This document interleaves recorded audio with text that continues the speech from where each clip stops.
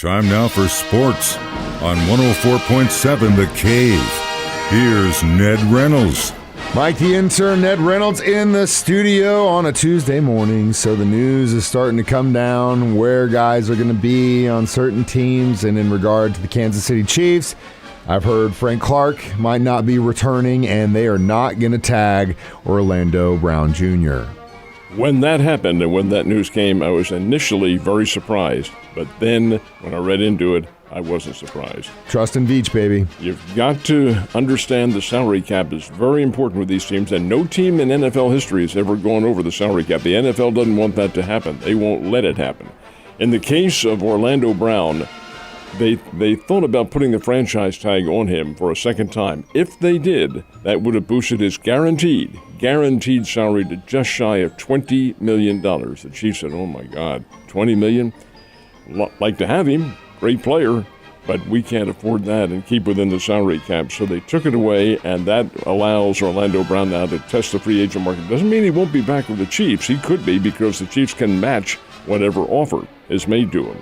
Whether or not they will, you would have to think it would boost him above the salary cap, but we'll see. And in the case of Frank Clark, he's been with him now for 4 years. It's fine. He's played well. Not great, but played well. Postseason, though, baby. Postseason, he's been great. Yeah. He has been. But also a salary cap, and you have to know that this is pro football now, and there are always younger guys, big, strong guys coming up who can fill in. So he understands that, and I'm sure all of pro football does as well. Yeah, it's unfortunate to see him go because, man, without him, I don't think we get those Super Bowl championships, especially in the postseason. I mean, he's the sack leader in postseason history now. And you say, I agree with you during the regular season. Sometimes he wouldn't show up, but when we needed him the most, that guy just came out of nowhere. And can't deny that. Got to be thankful for that. But you got to look at it. It's a business. Is that really worth the investment? You need to have some guy, maybe a little bit cheaper, that can sustain a little bit longer. Always looking for the cheaper, and it ain't just in football. No, you're talking to two of the cheapers here this morning, if that's even a word. All right, so a former foe of the Kansas City Chiefs is now going to be in a completely different conference, probably for his benefit until we eventually play them down the road, I'm sure. But Derek Carr now going to Nolans. I think it's a great deal. I do too. Great deal for Carr, great deal for the New Orleans Saints. Always like Carr. Heck, he's been in the NFL, doesn't seem possible, but he's been in this 9 years now. Heck, I retired from KY3 7 years ago. He was already playing then with the Raiders. They were the Oakland Raiders, but he was playing with them nonetheless. Carr is a very astute quarterback. He hasn't been surrounded by great teams. That's been his problem. Good teams, but not great. However, this is a pretty big deal for him. I never really felt that he got a fair shake with the Raiders anyway. With the Saints, he walks into a pretty good situation. Dennis Allen's his coach. He knows Coach Allen, and I think this is going to be very good for New Orleans and for Mr. Carr, who was in his college days at Fresno State, a terrific All-America. He's going to have a little bit of weapons down in New Orleans, but hopefully this will be a better situation because, regardless of the fact that he was an opponent for a long time, well, the way they did him was dirty in Las Vegas, in my opinion. All right, last but not least, former Missouri State Bear looking in at a coaching job. Is that right? This is another coaching job. This is DeAndre Smith, who is arguably, I can't say the greatest because there is no such thing as the GOAT, but certainly among the greatest Bears football players ever. He was the Gateway Conference Player of the Decade back in the 1980s and one of the Bears' great quarterbacks. Well, he's been in coaching ever since, and this past year he was coach of the New York Giants, running backs coach. Well, I read yesterday, gosh, DeAndre's been replaced? No, that isn't the case. He left. He got a better job. And the Giants, of course, they have to have a new running backs coach in there, and Coach Dable has done exactly that.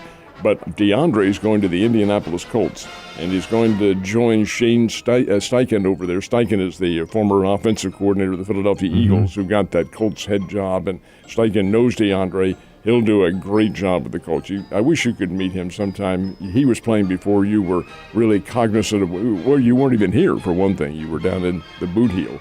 But the fact is that he is and was a tremendous player, one of the best we've ever had here. He could make it go, and he's doing so as a coach. That's good to see. It's interesting to see how some of this region has ties to different teams, the Eagles and the Super Bowl and all that stuff. It's interesting. It's a small world after roll, is what they say, Ned. High school playoffs kicked off last night. How'd it go? Well, this is now the classes 6, 5, and 4, and now you're into the state championship sectionals in one case and the quarterfinals in another.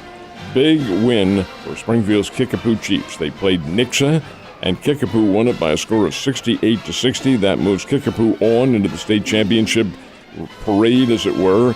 In Class 5, real big win for Springfield's Hillcrest Hornets. They knocked off Springfield's Parkview Vikings 56-51. That game was up in Bolivar, and a very big win for the Hornets. And other competition going on, I beg your pardon, it was at Willard, not in Bolivar. And in Class 4, we had a doubleheader. Springfield Catholic played Father Tolton out of Columbia. Father Tolton's pretty good. And the Father Tolton team won it by a score of 53-38. But Logan Rogersville came away with a big win. Rogersville defeated Seneca. Logan Rogersville 56, Seneca 42. And now we're down to the quarterfinals in class. Actually, we're into the semifinals for classes 4, 5, and 6. And their competition, their state championships, are coming up next weekend. This weekend, it's classes 1, 2, and 3 here in town. Some great high school basketball. You know what? I said it last week. I'm going to say it again this week. If the preseason for Major League Baseball was any indicator of how a team was going to do, the Kansas City Royals are going to win this whole damn thing, man. Every year. It's like they come out, and it's like crushing teams like they're playing like Little League baseball teams. You might remember, Mike, that last year and the year before that, we talked to my God, this team is smoking everybody.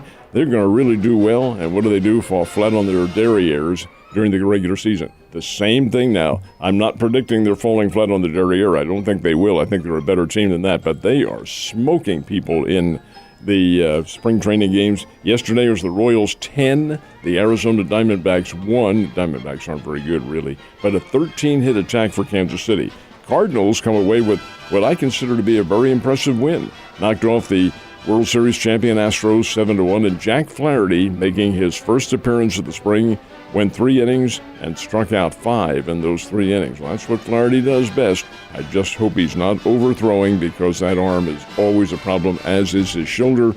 Hey, you got to keep it cool, man. Got to keep it cool.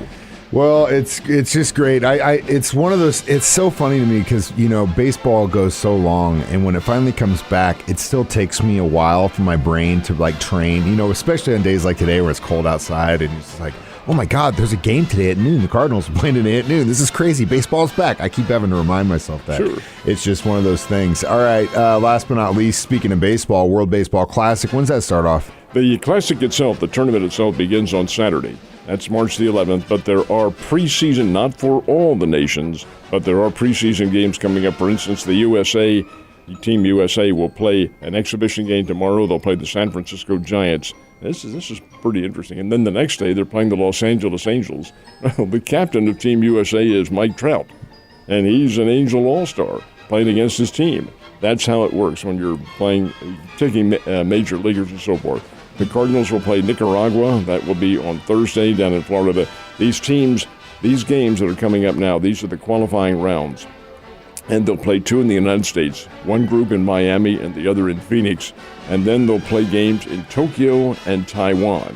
And then after this weekend, they all come here to the United States. Of course, they're all major league players anyway. So they'll all come back here and play the championships in Miami, and it all winds up on the 19th, the 20th, and the 21st down in Miami. It's pretty cool so far. You've seen, at least I've seen photos of guys that are now getting to play together from different teams and showing each other, like, here, this is how I throw my slider, and this is how I do this, and stuff like that, which I think is awesome. That's what makes baseball so great, and it's great that it's happening. Can we watch this on the 4-letter network, or is it going to be on? Not the 4-letter network. I think it's on the 3-letter one. Okay. The FOXs. Oh, really? Okay. I think they're the ones who have the rights. Again, that's not gospel, because we better figure it out, Ned, before it's too late. You have a great day. I'll see you tomorrow, man.